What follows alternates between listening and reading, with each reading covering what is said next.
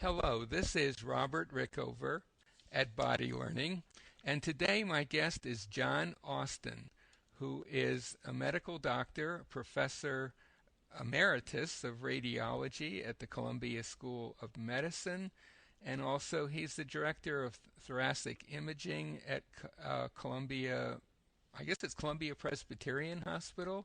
It used to be that. Now it's Columbia University Medical Center for Oh, PR reasons. They changed the name. okay. Columbia University Medical Center in Manhattan. Dr. Austin has been working in the field of thoracic imaging for, I think, almost 20 years. He's semi-retired now. I'll correct that. 40 years. 40 years, okay, and he's semi-retired. And a number of years ago, he and an Alexander Technique teacher, Pearl Ausubel, who is now deceased, a wonderful Alexander teacher in New York City, co-wrote a study that involved respiratory muscular function and the Alexander Technique. And we're going to talk today about that study. Uh, Dr. Austin, welcome to the show. Thank you very much. Glad to be on the show. Great. And I wonder if you could begin by describing the study and its results and the implications of that study.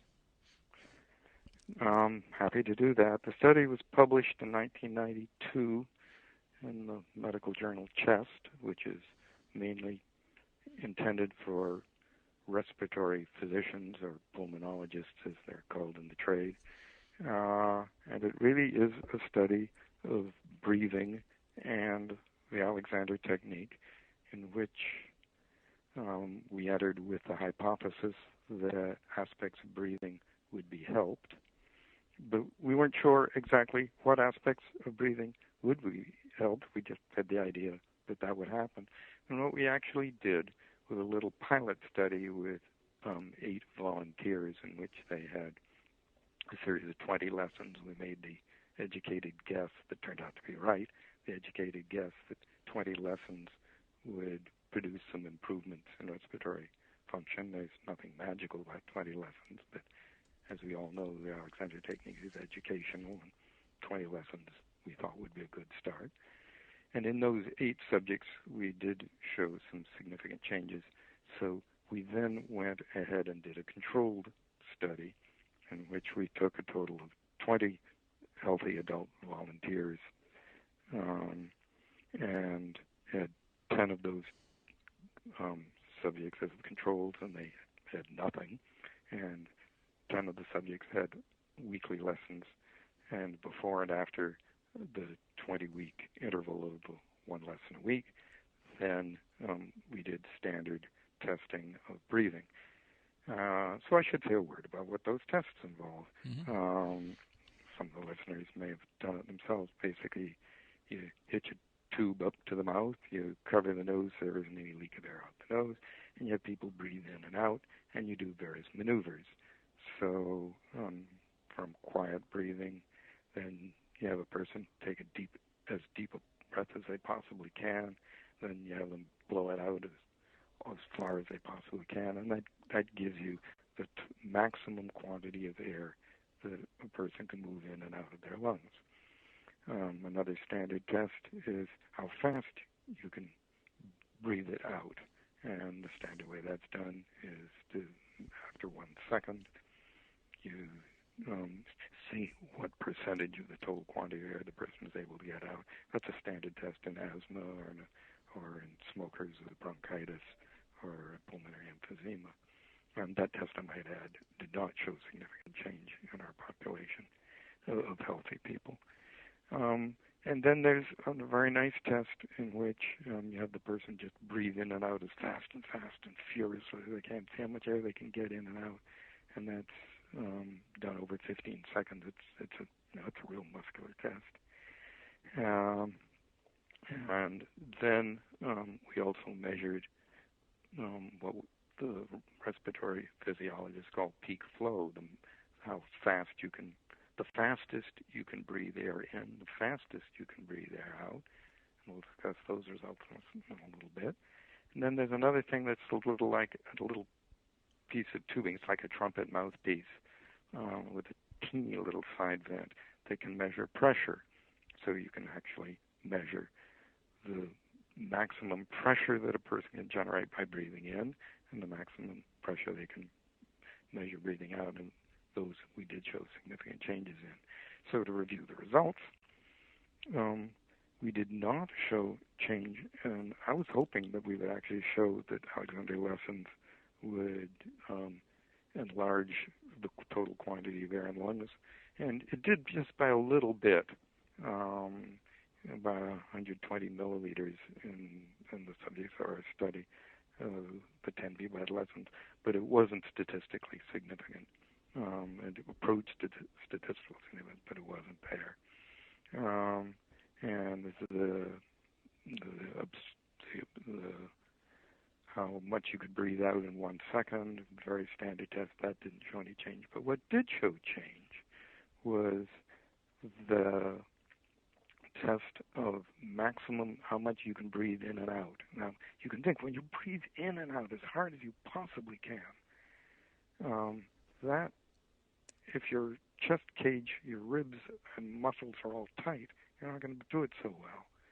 So, and we showed a 6% positive change, 6% increase, and that was very nicely statistically significant. We also showed an interesting thing that when you breathe out as hard as you possibly can, that the peak expiratory flow was called, so that just the fastest quantity you could breathe out, that significantly increased. And while we showed a 14% change coming in for maximum amount you could breathe in, even though that was a bigger number than the 9% increase in expiratory flow, that wasn't statistically significant, and we'll discuss that in a minute too. And then the trumpet mouthpiece test for how much pressure you can generate at the mouth, breathing in as hard as you can, out as hard as you can. Those very nicely changed. Those were around 10% approximately positive changes. So those are very nice results. So from this, where do we go? What does this all mean? And this is all speculative, but it all makes sense. And it's all discussed in the paper. Our first thought is that, Alexander Technique lessons are absolutely wonderful for improving posture. As I'm talking here to you on the telephone, I'm imagining I'm having an Alexander lesson. I'm sitting up very, very nicely. Alexander is wonderful for making you do that. So the first thing that occurred to us was increased length of muscles of the entire torso. That is, because the Alexander Technique strongly encourages the voluntary inhibition of the slouching and slumping that's really easy for us to do all the time, it actually lengthens these muscles, and longer muscles work better. Mm-hmm. And that's very well established. That's whether you're throwing a baseball or breathing, longer muscles are just can generate more strength. That's a purely mechanical thing. Mm-hmm. Then another aspect of this that is a nice speculation is the abdomen. The abdomen has muscles all around it, front and back. And what we wondered there, well, if you sit up very nicely, you can get increased length of the muscles in the front of the abdomen.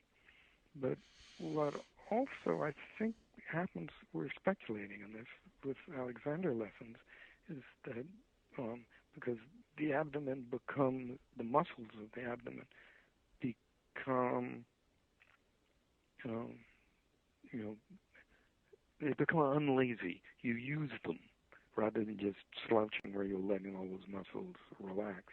Mm-hmm. And if you're using them, then you're going to have increased strength.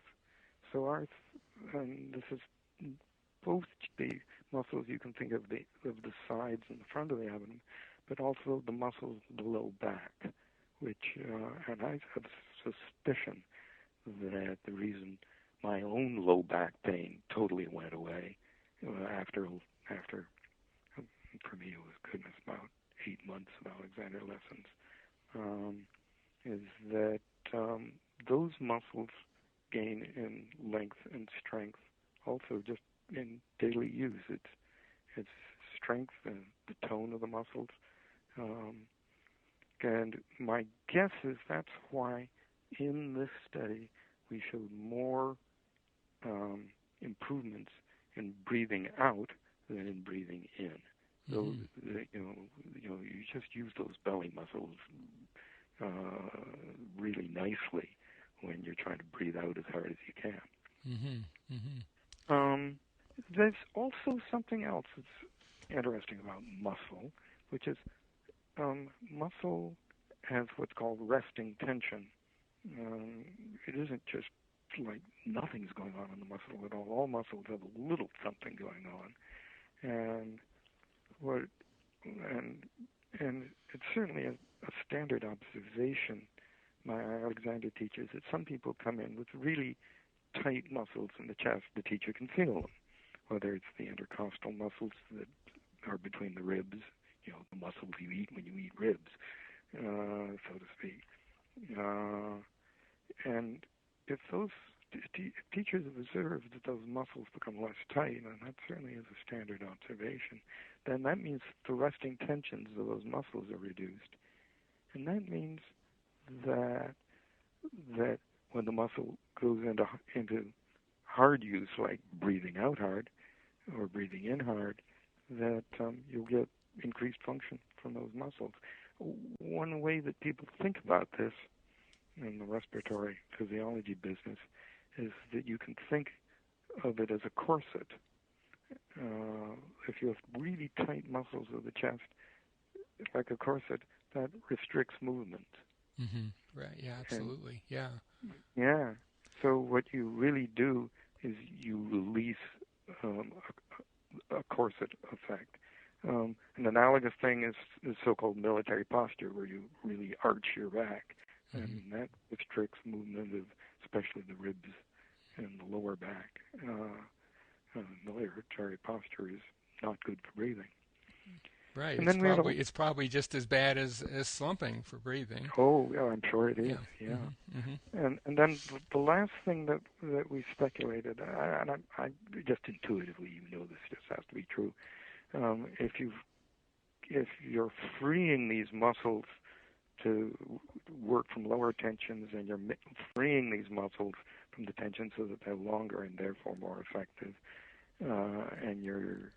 then it just seems intuitively obvious that you must have enhanced coordination of the whole musculoskeletal system involved in breathing. There's one really interesting neurophysiology paper that was published, I believe it was around 25 years ago, which showed that in the neck, the receptors, the little nerve endings that are receptors for position of the neck muscles, those are extraordinarily dense. It's as if the neck was designed to record extraordinarily sensitively, exactly where the muscles of the neck and the bones of the neck are positioned. And because the Alexander technique, of course, is very strongly involved with trying to have free use of the neck, our idea is that may well be a mechanism through increased length of the neck, improved balance and flexibility in the neck, that this will help coordination as well. So those are our speculations. I mean, these are real results. And these are in a selection of controlled, healthy, young and middle-aged adults. Right. And just to amplify a little bit what you said about the neck, that Hmm. for our listeners who may not be that familiar with the Alexander Technique, as you said, Alexander Technique teachers tend to put a lot of attention on the state of their students' necks. And if you think about it, just at most elementary biomechanical level, you've got this head which weighs 10 to 12 pounds poised up at the top of your spine. It's a big part of your total body weight. And how Right. you manage that, its relationship with the spine itself, is pretty crucial for balance and coordination throughout your whole body. So it's certainly Absolutely right. not posturally, and certainly it would stand to reason that it would affect your breathing coordination as well. So I think that's I guess absolutely right. from an Alexander teacher's point of view, it's not terribly surprising, but it's wonderful to have the actual experiments carried out to verify that. I agree. What would you say in terms of the implications of that study? As my first thought is, it might not be as crucial for someone who had a fairly normal breathing pattern to start with, although it would certainly be helpful. But I could imagine, and I'm just guessing here, that someone whose breathing was a bit compromised, that it might suggest that taking some Alexander lessons would be a pretty good idea. How, would you say that, or do you have a different take on that? Well, I'm of course a physician, so the obvious thought is that people with difficulties of breathing could be helped by this, by lessons in the technique. And what those of us who are in the respiratory disease research community need to do are studies on patients with the various respiratory diseases, whether it be asthma or bronchitis or emphysema or the various diseases that involve scarring in the lungs and the decreased lung volume. All of these are studies that need to be done, and and in truth, I'm hoping now that I'm semi-retired, I'm hoping to be able to initiate some of those, but hasn't happened yet. Mm-hmm. It's going to take a lot. It's going to take a lot of work, and I would love Mm-hmm. to welcome anybody out there who wanted to be involved in in such projects. Mm-hmm. So, as things currently stand, though, it sounds as though someone whose breathing is compromised for one reason or another, that taking some lessons in the Alexander technique might be certainly worth a try. And Oh, I absolutely. would also imagine that someone for whom breathing, good quality breathing, is particularly important. So obviously athletes, but also singers, anyone where breathing is more important. Good breathing, let's say, is more crucial than the average person would do well to investigate the Alexander technique. And you had mentioned that your own back pain was Hmm. alleviated with lessons, and I should mention here that there has been about 2 years ago a major study on back pain and the Alexander technique conducted in the UK, sponsored by the National Health Service, published in British Medical Journal, and actually, which showed pretty conclusively that the Alexander technique was an incredibly cost-effective way of helping people with back pain, and Yeah. that study has spawned at least two follow-up studies that reinforced the original. So, um, I guess Yeah. I mean, yeah. Go ahead. of course, as a physician, I have to say there are people who have bad disc disease Hmm. and who need surgery for it. But the kind of pain I had was the absolutely common pain where it's your low back hurts Hmm. at variable degrees, and what you don't have any clue is that you're doing it to yourself. And I remember thinking, no doctor's going to be able to help me with this. Right. And well, in a way, I was right. It was the Alexander technique that Right. helped me, because I learned to sit. Right. Right. And I do a lot of sitting all day long. I have a desk job. Mm-hmm. Mm-hmm. That's a very important study. And I think we should really make it clear here that the Alexander technique is not a therapy. It's a teaching process, and as you say, there are certainly going to be conditions that the Alexander technique is not going to be able to help. But on the other hand, quite often people with back pain we don't know because we don't have a large-scale study, but certainly people with breathing issues might very well be helped based on your study. One thing that I think Yeah. is an implication of our study is that it's well known that as people age, that the total volume of air in their chest decreases, and the total volume of air, the kind of tests we did that they can move out in and out quickly, decreases. Mm-hmm. And what would be very interesting to do, and it would be a very long-term study, would be to follow people over, say, 20 years, comparing a control group and an Alexander lessons group. And to me, it's intuitively clear that Alexander lessons apply to good posture, good use of your respiratory muscles, good use of your neck, that it will enhance one's breathing, whether you have disease or not, Mm-hmm. Mm-hmm. well into elderly years. Mm-hmm. And it's a little off topic, but it would one of the dangers of aging is balance issues, falling, that sort of thing. And the Alexander technique can be very effective in basically improving your coordination and your ability, certainly to balance your head on top of your spine, which in turn has pretty big implications for overall balance. Absolutely true. Absolutely correct. So I'm wondering how you, a professor of radiology, happen to find the Alexander technique.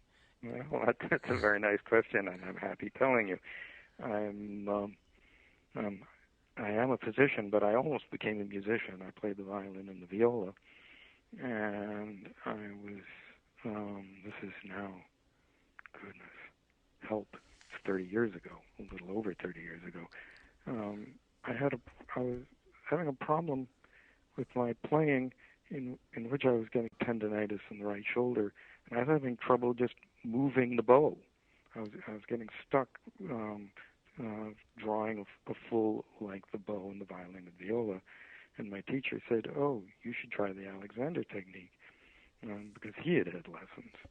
And I said, "What's that?" Thinking that was some musical technique, and he explained it, and he recommended that I go to his teacher. He went to lessons for lessons in Alexander technique to a teacher. That teacher, Andrew Pearl Ossibel, who became my co-author. And when I put my lessons in a super scientific kind of way, just you got to prove this funny thing is going to work. And in my third or fourth lesson, I realized that there was just deep truth in this technique, and I said, "Oh my God, I have to do a study." So we did it. Mm-hmm. That's, it's interesting. I had a conversation with Dr. Paul Little, who was the lead investigator of the UK back pain study we just talked about, and he too had been and he told me he had come very close to becoming a professional musician. Is that right? I didn't know that. Yeah, before deciding to go to med school.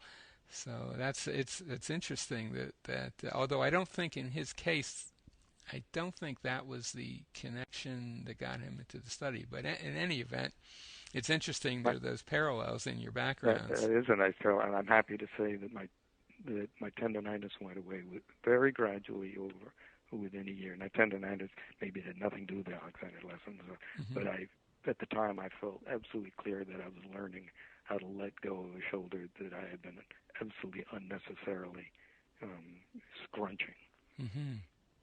Is Just there anything else that we haven't covered that you would like to talk about? Gosh, nice question. I think we've covered it very well. Okay, well, my guest today has been Dr. John Austin, who's a professor emeritus of radiology at Columbia School of Medicine, also director of thoracic, I guess director had been for many years director of thoracic imaging at Columbia University Medical Center. And we've been talking today about the Alexander technique and breathing and other related topics to do with the Alexander technique. Dr. Austin, thank you so much for being on the program today. Thank you very much for the opportunity.